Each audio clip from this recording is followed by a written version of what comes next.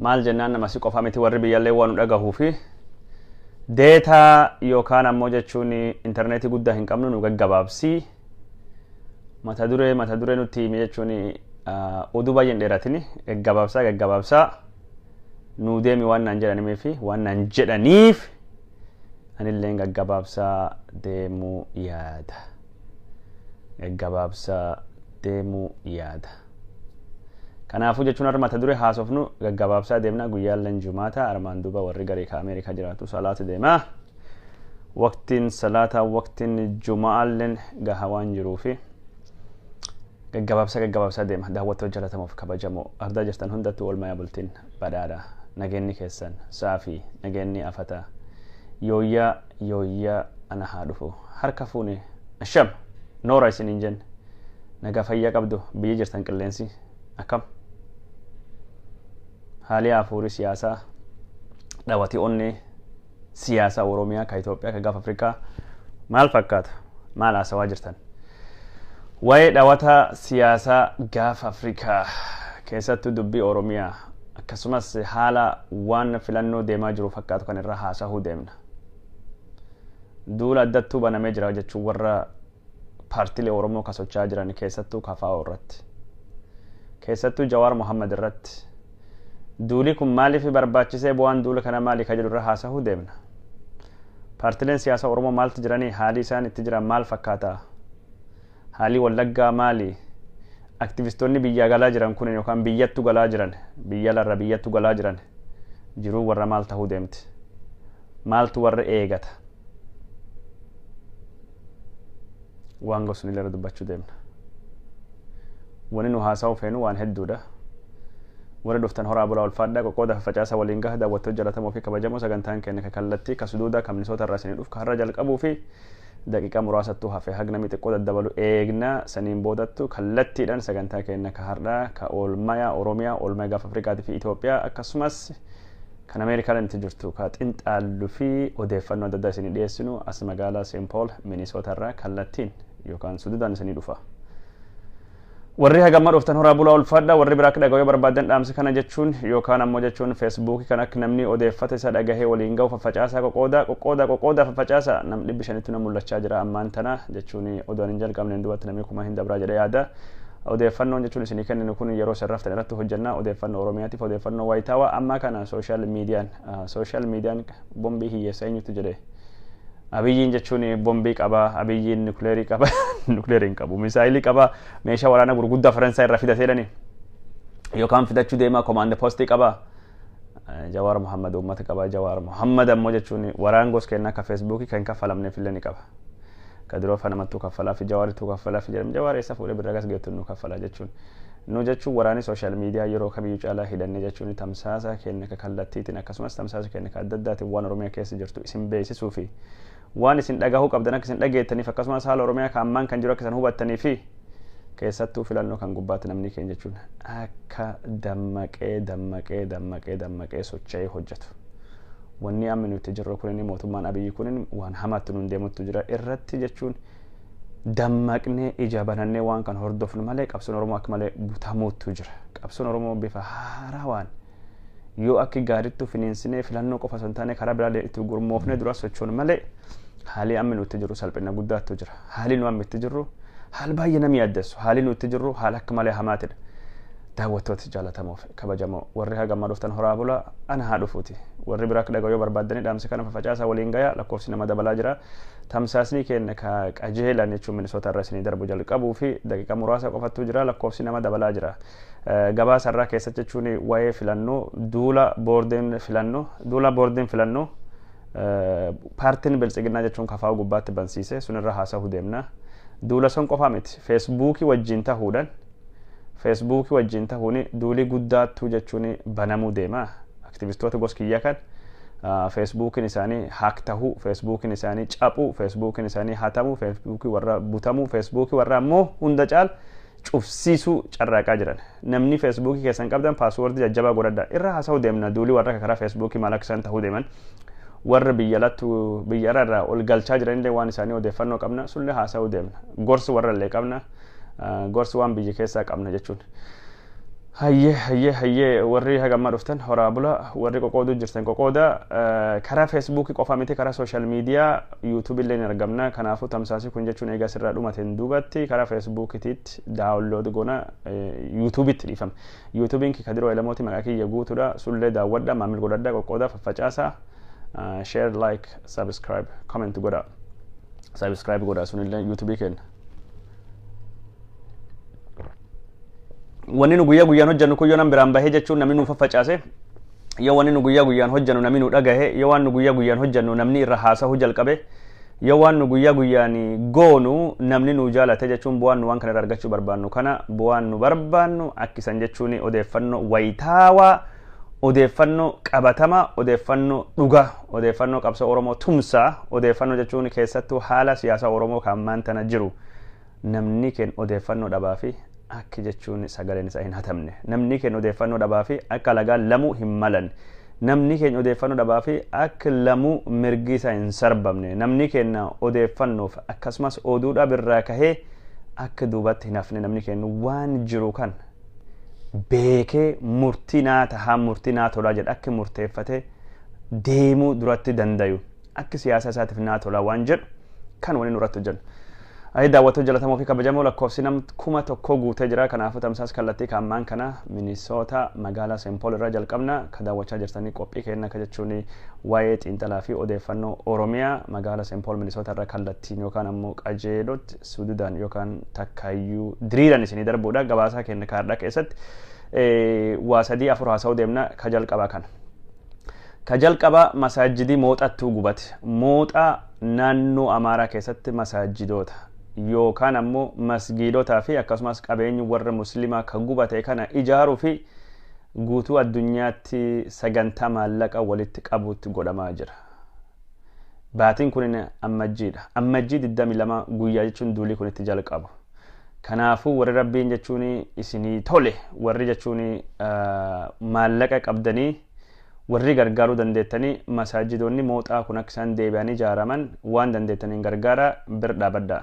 Sagantaan gargaarsa masaajida mooxaa sun sagantaan gargaarsa masaajida mooxaa godhamaa jira karaa jechuun Facebook Ahmeddiin Jabal irraa argattanii odeeffannoo san karaa adda addaatiin anis qoqooda jira lakkoofsa baankii qoodu deema namni qabdan hundinuyyuu masaajida sun deebisanii ijaaruu fi waan gargaarsi godhamaa jiru akka gargaarsa kan jechuun namni amantii waliin qoonne islaamaa kiristaanaa nam hundattuyyuu gargaaraa jira wanni jechuun mooxattu tayyaadatanii masaajida gubanii bir dhaabbatanii sirbansanii qabeenya jechuun nama hedduu ka warra magaalsan keessaa horii qabu hedduu warra irra barbaadeessanii mancaasanii qabeenya birrii miiliyoonii 400 ol tilmaamamuttuyyu badee yookaan manca'e. Kanaafuu waan dandeettanii waan rabbi isinii toleeni sadaqadha sadaqaan kun sadaqal jaariyaa addunyaa akiraa isinii deemti warri muslimaa keessattuu jechuun sadaqa akkasii kayoo sadaqatan akka malee barbaachisaadha. Masaajida mooxaa deebisanii ijaaruu fi warra muslimoota ka horiin isaanii irra manca'ee yookaan horiin irra barbadee yookaan gubate san deebisanii ijaaruu fi gargaarsa harka bal'adhaa yookaan waan qabdanii arjooma karaa baankii nagadaa Itoophiyaatiin baankii hojii gamtaa Oromiyaatiin baankii Awaash International akkasumas baankilee biraatiin gargaarsi kennamaa jira warri biyyarra jirtanii biyyi keessa jirtanii waan dandeettaniin gargaaruu dandeettanii kanaafuu masaajida mooxaa deebisanii ijaaruu fi waan rabbi isinii kennerra sadaqadha waan rabbi isinii kennerra kennadha kun jechuun dhaamsa jechuun isinii kennuu jira dhaamsa kan gubbaatti namni adda addaa ka muslimallee hin ta'ini ka muslim tahillee namni hedduun kennaa jira isinillee waan qabdan kennaan xiqqoo hin qabdu masaajida jechuun mooxaa hasan akka inni ijaaramu akka isaan gargaartan isin gaafan daawwattoota jalatamuuf kabajamoo warri hagamma seentan ulfaadhaa warri biraa akka dhaga'uu barbaadan qoqooda waliin gaggaaya faffacaasa lakkoofsi nama yoo dabalaa deeme bareeda mata dureen irraa ajandaan irraa ka haasofnu ka masaajida dubbannee jirra ittaansnee ka dubbannu duula jechuun boordeen filannoo kafaa'uu fi paartilee Oromoo gubbaatti bana irra dubbachuu deemna lammaffaa waa'ee barattoota butamanii yookaan ammoo barattoota yuunivarsiitii Amaaraa keessa jiran kan naannoo Oromoo ka ijjeefamanii irra haasa'uu deemna waa'ee aktivistoota biyya galanii irra dubbachuu deemna kakkana mata dureen irra haasa'uu deemnu jidduu mata duree barbaachisaa ta'ellee akkuma yaadinaa dhufeelleen yookaan ammoo barbaachisummaa sagantaan dubbadhuutiin wal biratti ulaalee isiniin gahuu deema. Hayya daawwattoota wanni isin dhagahaa jirtanii hedduun jechuu waan torbaan kan wanni dhagahaa jirtan barattoota naannoo Amaaraatti buutamanii irra haasawamaa jira. Barattoonni jechuun Dambidoolootti buutaman barattoota naannoo Amaaraa Dambidoolootti buutamanii barattooti torba hagamma jechuun yookaan barattooti jaha hagamma bakki isaan jiran namuu hin beeku barattoota qabame kanaa fi sagalee taanaa jedhee duulattu jira warri Habashaa. Duula guddaattu jira warri Habashaa. Barattoota jalqaba gubbaa barata jahattu yookaan barata torbattu buutame naannoo Dambidoolootti jedhee intalti tokkini almost baatii lamaan dura waan akkasii dubbattee achiin duuba lakkoofsi nama buutamee 17 jettee sirreessitee jechuun jalqaba torba achi duubatti 17 jettee achiin duubatti dubbiin kunini eegi warri isaatiifaatii warri abiniifaatii warri jechuun baaldaraasiifaatii bilcheessanii duubatti duula guddaattu godhatamee duulii Wallaggaa gubbaattu geggeeffamu ka Oromoo ficcisiisuu sun akka itti fufuufi wanni kun karoorfamee qindaahee achi ministeerii jechuun waajjira muummee ministeeraatti dubbii himaan muummichi ministeeraa Nugusuu Xilahuun Gabbahee barattoonni 17 ugguramanii 17 keessa 21 gadhiifamanii barattoota jahattu hafee jedha dubbas dubbii wal dhoftu. Namni uggurame 17 beekna turre 21tti hiikamee jahattu hiikamuu fi irratti hojjechaa jirra jedhe dubbate achiin duuba warri siyaasaaf wanni warri yaade kun ummati barattooti jechuun jalqabayyuu ka ugguramanilleen lakkoofsi jedhamelleen soba ugguramuu warra shakkii hedduutu jira. Meeti barattoonni ugguraman eessa jiranii barattoonni ugguraman sun gannuu baasa jedhee maatiin duulu jalqabe Nugusuu Xilahuun jalqaba dubbii kijiba dubbate. Nam ugguramellee wanni siyaasaadhaaf waan qophaa'e wanni jechuun ololaaf waan godhame nami inni gadhiisullee hin jiru nami 21 kan inni jedhu siyaasaa fi waan inni godhe ture warri kaan ammoo qoosan hin jirtu nu gabbaasii jedhanii duul guddaa irratti godhan. Duula guddaa irratti eegii godhaniin duubatti barattoonni naannoo Amaaraatti buutaman kun nu haga bahaniiti nu haga dhiifamaniiti jedhee warri Amaaraa duula guddaa itti godhe.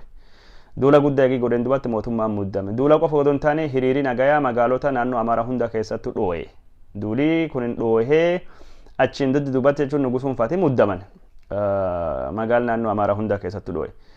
Wanni guddaan takkin jechuun muummeen ministeeraa Dr. Abiy Ahmed koomitii yookaan ammoo koree waan kana hin qorattu hundeessee jira.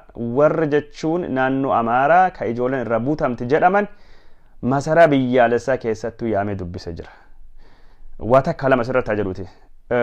Barataan tokkolleen barataan kamiyyuu ka saba kamiyyuu ka Oromoo haa ta'u ka Somaalii haa ta'u barataan saba kamii ka biyya alaayyuu butamuu hin qabu. Ummati fayyaaleyyiin ummati nagayaa dhimma siyaasaaf butamuu hin qabu.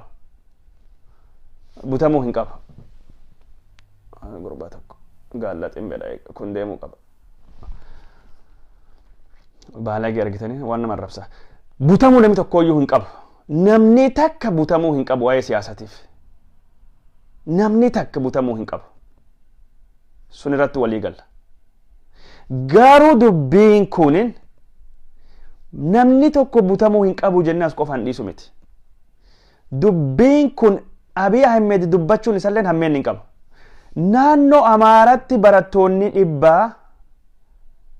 barattoonni torba Oromiyaa keessatti butaman jedhamee dubbii nagaan ga'u hafarfamee miidiyaan Habashaa wal harka fuudhee miidiyaan mootummaa barattoota butamte jedhamtu waan warraa dubbate barattoonni Oromoo ka yuunivarsiitii naannoo Amaaraa keessatti dhumataman ka du'an kunin barattoonni kun Itoophiyaa miti. Itoophiyaan Abiy Ahmed Oromoof haadha buddeenati. Itoophiyaan Abiy Ahmed Oromoo fi Oromoof alagaadha. Oromiyaaf Oromummaaf hin dhimmamtu. Lubbuu ilma Oromootiif gatii hin qabdu. Oromummaa ni balfiti. Lubbuu ilmi namaa ka Oromoo ammoo gatii waan takka hin kennituuf. Barataan naannoo Amaaraa butameef sagalee ta'uu waan tokkodha. Hashuu dubbatani baga. Garuu barataan Oromoo ka ijjeefame ka yuunivarsiitii Waldiyaa keessatti ijjeefame haadha qoraan cabsaa guddiste reeffi itti gale ishii muummichi ministeera Itoophiyaa ittiin dubbachuu hin qabu. Haadha qoraan cabsitee hidhaan ofii mudhii hidhattee qoraan cabsitee gurbaan kiyya gaaf tokko baratee wanaa buusa jettu ka reeffi saaxiniin itti galu ka reeffi sanduuqan faame itti galu abbaa haadha malee daa'im isa danfa xuruurrate guddifate inni Itoophiyaa miti. Haati baale hawwan Oromoo ka imimmaan harcaasaa baatii tokko keessatti yookaan torban tokko keessatti reeffi ijoollee sadii itti gale hawwan baale Itoophiyaa miti. Hawwan Wallaggaa ka ijoollee warra yuunivarsiitii keessatti dhumatte haati Dambidolloo sun Itoophiyaa miti. Haati Booranaa ka gurbaan isii ijjeefame abbaan isiin Itoophiyaa miti. Abiy Ahmed Itoophiyaa keessatti Itoophiyaa tahuu jechuun akka lubbuun nama Oromoo bakki hin qabne waan garsiisudha. Abiy Ahmed lubbuu ilma Oromoo ni tuffata. Lubbuu ilma Oromooti bakki hin kennu.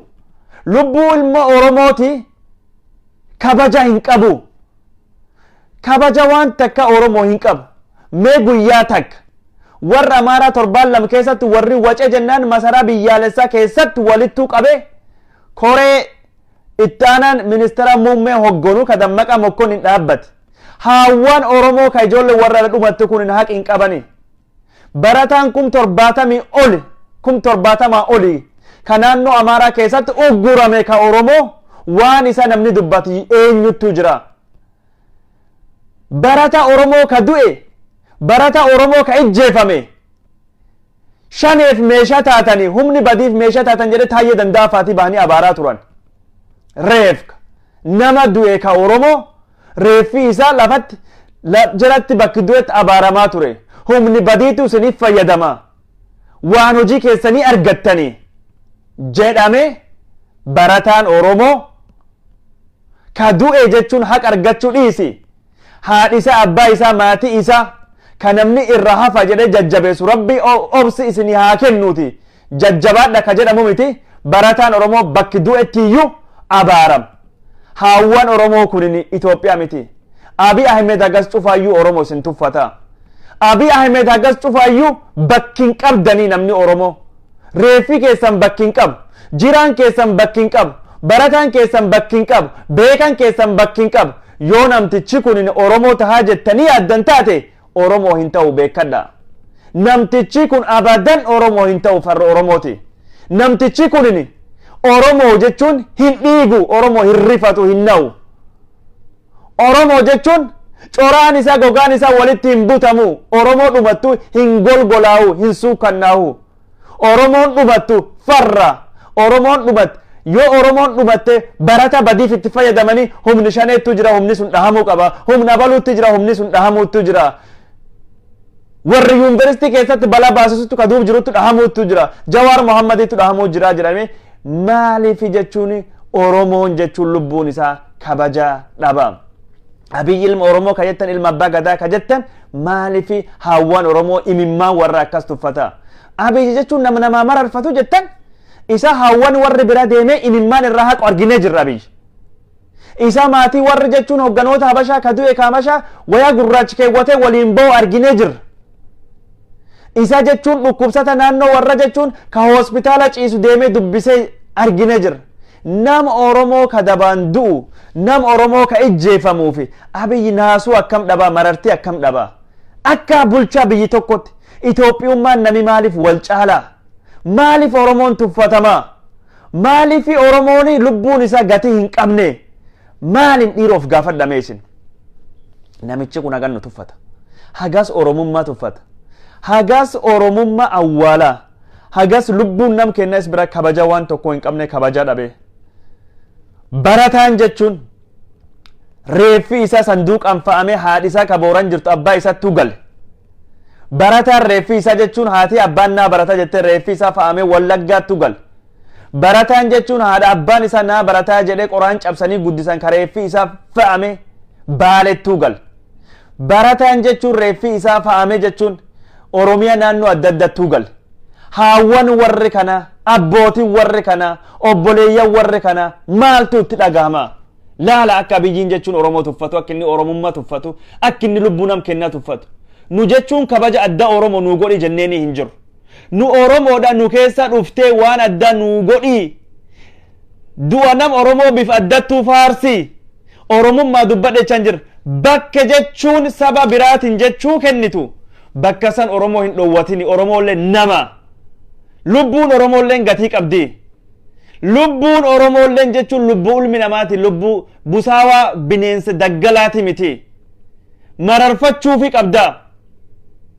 Du'a Oromoo jechuun dhaabuu hin barbaanne. Barataa Oromoo 2072 olitti naannoo Amaaraa keessatti butamee jira. Namni isaa dubbate hin jiru. Abiy Ahmed jechuun kana. Abiy Ahmed jechuun Oromoof marartii waan takka hin qabu. Naasuu Rabbiin Oromoof hin uumneef. Odo Oromoo keessa bahee ilma abbaa gadaa jettani inni akkasitti uf hin lakkaa'u. Inni akkasitti si hin mararfatu. Duutii Oromoo akka dhaabbattuuf, ijjeechaan Oromoo akka dhaabbattuuf, dararaan Oromoo gubbaa dhaqqaba akka dhaabbatuuf, Abiyyi bakki kana ka'uun, Abiyyi buqqa'uun, Abiyyi deemuun, Abiyyi jechuun waan kan kanu godhe. Ijjeecha nu du'aa jirru, du'a nu du'aa jirru, buqqaa nu buqqawaa jirru.